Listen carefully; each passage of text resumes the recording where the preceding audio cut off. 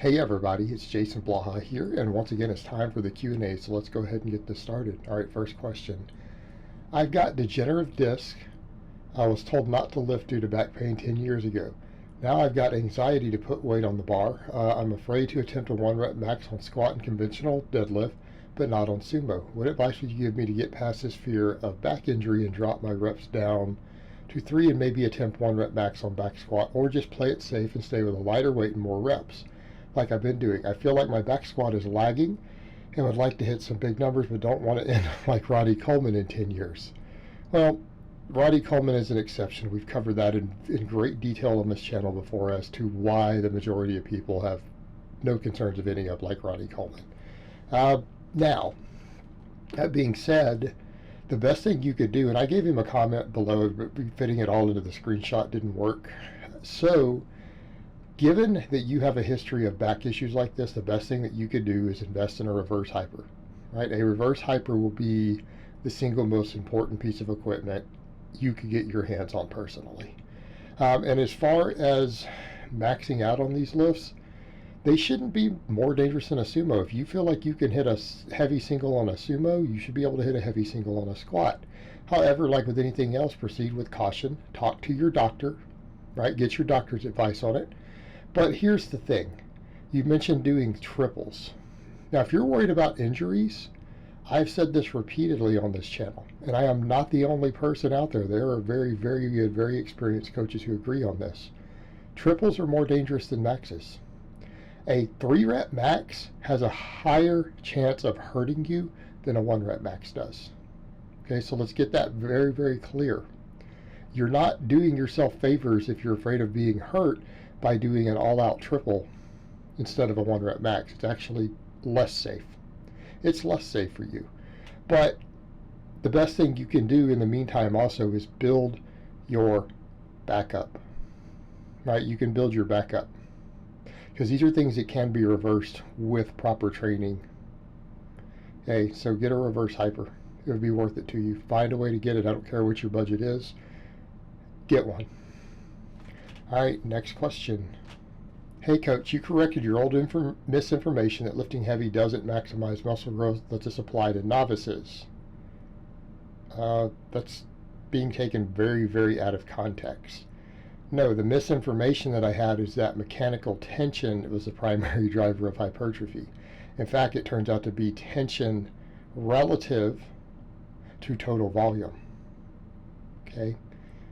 Basically, how many effective reps you're doing is what's going to determine hypertrophy. Now, that being said, when your idea of lifting heavy is not my idea of lifting heavy, probably. To me, lifting heavy is doing 1 rep maxes. And yes, that would apply to novices. I would not put a novice on Bulgarian training who wanted to maximize hypertrophy. They're going to have to do more than 1 rep maxes. Okay?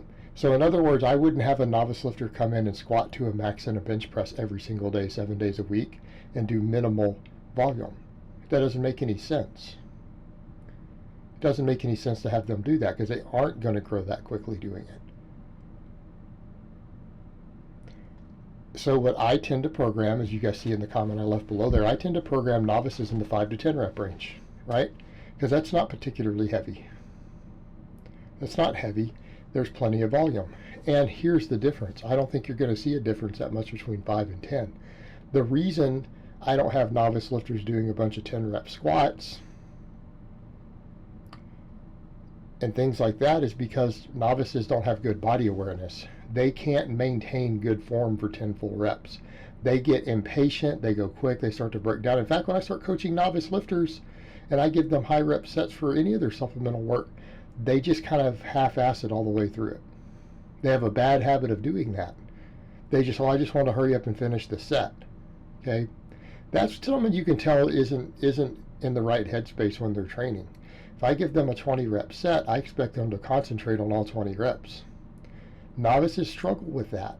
That's not easy for them to do because they don't have a lot of time under the barbell. So very high reps doesn't work either. I mean, you have to get them in the right mindset to do it. So I tend to stick to that middle range and closer to 5 for novices for that purpose. And because number 2, tension still matters. I'd like to see them get pretty good weights on the bar relatively quickly. And we can do that a lot faster with 5s than we can with 10s or 12s. Okay, they need to be able to see the numbers going up consistently. We need to have consistent progress. With 10s, though, especially if we start going above 10, again, we run into the issue of they lose their focus.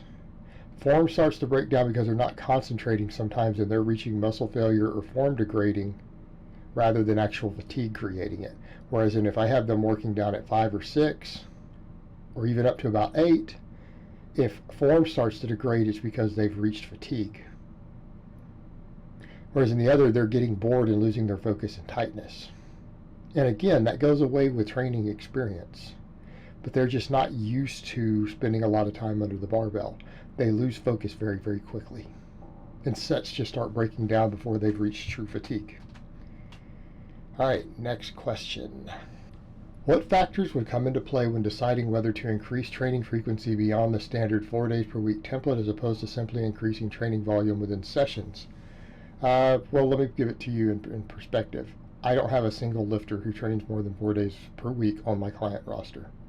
As far as resistance training go, now some of them do GPP, some of them do running, other conditioning, other sports on their off days. I don't have any lifters who train more than 4 days a week.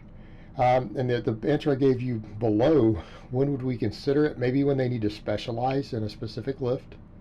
But they need to be on elite on several lifts, at least a couple different lifts. And I really, for the most part, I wouldn't take a lifter to a 5-day template.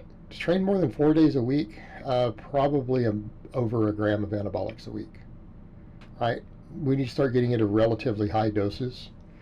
I wouldn't have a drug-free lifter do that personally. Now, there's going to be coaches who disagree, and that's fine. They can disagree. There's people ask me for my opinion, and I'm not saying that it's wrong for them to do that. What I'm saying is extending your frequency to that point is not going to give them any faster gains. I've done higher frequencies like that. Did I make any better gains than I did on 4 days per week? No. No. I got fatigued more. I had less time to do other stuff. My training sessions are long. I'm going to generally say if you need more volume and you have the recovery to handle more volume, you should probably just add it to your existing sessions. Because there seems to be minimal to zero benefit to extending beyond 2 times per week for a muscle group other than just overall volume. And I occasionally have a lot of lifters do their back and stuff on all 4 days just because we can take more volume there and they need more volume. But it's a case of doing it purely for the sake of adding volume because they get tired. If I have them do more than 4 or 5 sets of rows in a single workout, what happens? They start getting too fatigued doing the rows. So there comes a point where if a lifter just needs that, their upper back and middle back is lagging that much, or I feel they need extra work there, I'll take them to 4 days a week, and I do that with a lot of my lifters for rowing specifically. But otherwise, most of your muscles twice a week is going to be close to your optimal frequency. There is no real evidence at this point that going beyond that is going to give you extra gains. So we could simply stack more volume. And again, that's the only reason you would add more days is to get more training volume in. The only other exception being a skill-based lift where you want more practice. Okay, if you're practicing specifically technique on a specific movement, but again, the big 3 are not that technically complicated. So again, you're talking about Olympic lifters and stuff like that at this point. But for general strength purposes, for most athletes, contact sport athletes, power lifters, things like that, you're not going to see any benefit to doing that. People can argue, well, I seem to progress on it. Yeah, because your overall training was good, but you didn't specifically get more because you added more training days, other than the training volume itself that it added. All right, guys, well, that's really all I have to say on that today. I hope it's been informative, and I will talk to you guys next time in part 2.